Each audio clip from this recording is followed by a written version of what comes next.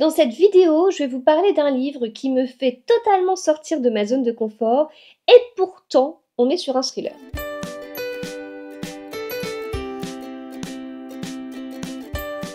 Bonjour à tous, j'espère que vous allez bien. On va parler de ce livre Génisse de Mary-Kate Williams.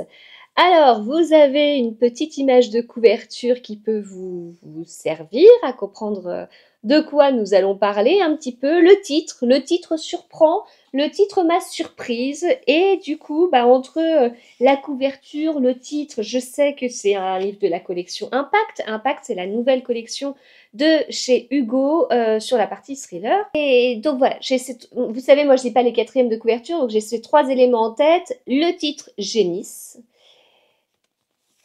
un tire-lait et un thriller.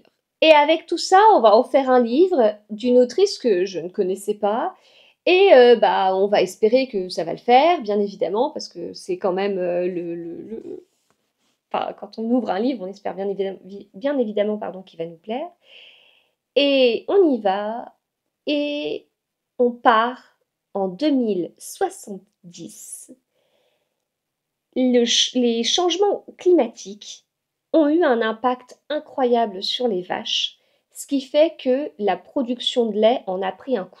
Si vous voulez du lait, vous faites confiance aux génisses, qui sont en fait des productrices de lait. Et donc voilà, le lait vient de là. Je vous ai fait le petit résumé, et je pense que là, vous vous dites « Ah oui, oh, elle a dû vraiment sortir de sa zone de confort. » Oui, beaucoup. Beaucoup, et en même temps, j'ai été totalement accrochée par l'histoire. Je peux pas vous dire, je vous ai expliqué l'histoire. On n'est pas sur, tiens, il y a eu un meurtre un matin, il y a une équipe de policiers qui arrive sur place et qui enquête, et on espère qu'on trouvera pas le coupable. Enfin, on espère que on n'aura pas deviné qui est le coupable en tant que lecteur, et on sera surpris, etc. Voilà. Ça c'est ma zone de confort. Et je savais pas, puis même où est-ce qu'on va, est-ce qu'on a une enquête, enfin, pourquoi c'est dans la partie thriller en fait, ce livre un peu de science-fiction, un peu négative hein, quand même, comme vision de l'avenir. Là, enfin vraiment, si on m'avait juste résumé le livre comme ça, je sais pas quoi, je sais pas. Après, c'est le nouveau livre de la collection Impact, je suis partenaire Impact, j'étais super motivée pour y aller, puis j'ai pas épluché la quatrième de couverture, mais voilà. Et donc, ce résumé, malgré tout, cache un livre qui se dévore, et j'étais totalement prise dans l'histoire. Soit grâce à l'écriture, soit grâce à la traduction, j'en sais rien du tout, mais j'ai été totalement prise dans cette histoire. Je me suis attachée au personnage de Mina. Mina, elle a 25 ans, c'est le personnage principal de l'histoire. Elle est célibataire, elle n'a pas d'enfant, elle fait partie de cette grande société qui réinvente les produits laitiers, là, ça s'appelle My Lactation Membership. Et, et donc, Mina, en fait, elle a beaucoup d'ambition, elle espère grimper dans cette entreprise, etc. Bon, alors, il y a beaucoup de conditions hein, pour donner son lait, mais voilà, donc elle vit tout le temps presque avec un tire-lait, en fait. Enfin, sur elle, c'est parce que derrière, il faut produire, on est récompensé aussi pour ça. Et donc, on va être au sein de cette entreprise où elle a un poste important, mais il y a la PDG, il y a d'autres femmes qui ont des postes aussi importants. Et puis, on va avoir des choses un peu bizarres. On va avoir du lait empoisonné qui va arriver. On va avoir un meurtre, peut-être pas qu'un d'ailleurs. Et nous, on suit Mina. Donc il y a un petit côté thriller psychologique. Alors je vais pas vous dire qu'on est dans un thriller domestique, parce que pour moi la caractéristique d'un thriller domestique c'est un côté très très très ancré dans la réalité. Donc là bah non, 2070, il y a plus de vaches, il y a plus de lait de vache. Non, je vais pas aller jusqu'au thriller domestique, mais on est vraiment pris dans ce truc-là. C'est pas un coup de cœur. Je suis très positive jusqu'à présent sur le livre parce que c'est vraiment ce que je pense. J'ai vraiment beaucoup aimé, mais c'est pas un coup de cœur non plus.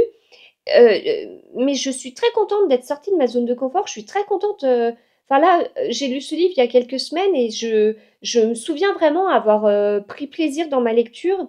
Et c'est le plus important. C'est vraiment le plus important. Il y a des retournements de situation, il y a des trucs. Bon, j'avais deviné tout, tout, tout.